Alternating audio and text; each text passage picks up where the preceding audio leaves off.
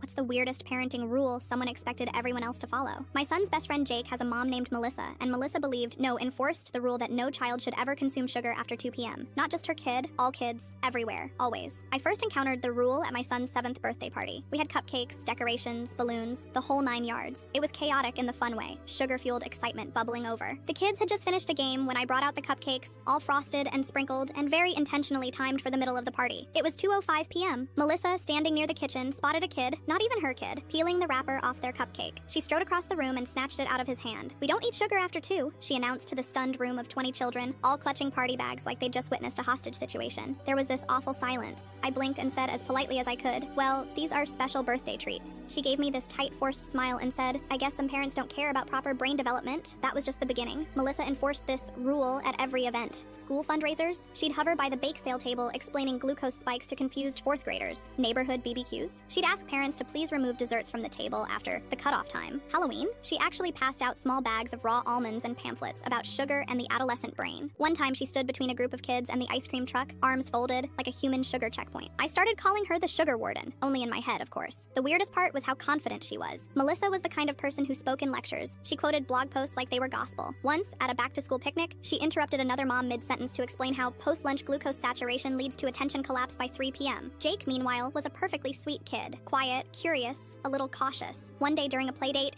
he and my son were playing in the living room when he whispered, "Do you have any candy?" I said sure and gave them each a couple of gummy bears. Jake held one up, looked at it like it was a gemstone, and whispered, "Mom says sugar makes me crazy, but I've never felt crazy from it." I felt terrible. The kid was afraid of candy. Not because he didn't like it, but because he genuinely thought it would warp his brain. And the irony? I'm a pediatric nutritionist. I've literally published research on childhood nutrition and sugar intake. Melissa never once asked what I did for a living, just assumed she knew more than everyone else. But here's where it all unraveled. Our school had its annual spring carnival. Games, food trucks, music, the whole deal. I was on cleanup duty afterward and headed out to the parking lot just as the sun was starting to dip. And that's when I saw her, Melissa, in her car, windows rolled up, alone. At first, I thought something was wrong. She looked frantic. But then I realized what was happening. She was shoving chocolate into her mouth with both hands, candy bar wrappers everywhere. It was like she was in a speed-eating contest with herself. And the look on her face was pure panic, like someone was going to catch her. She didn't see me. I just backed away and let her have her moment. Word got out eventually, not from me, but from her own son. Kids talk. Jake told my son, "Mom ate a whole bag of mini Twix in the car. She thought I didn't know, but I saw the wrappers in the cup holder. It was like someone popped the bubble." Melissa stopped giving lectures. She still shows up to school events, but she keeps her opinions to herself now. She even politely declined a cupcake last month without adding a single comment about blood sugar.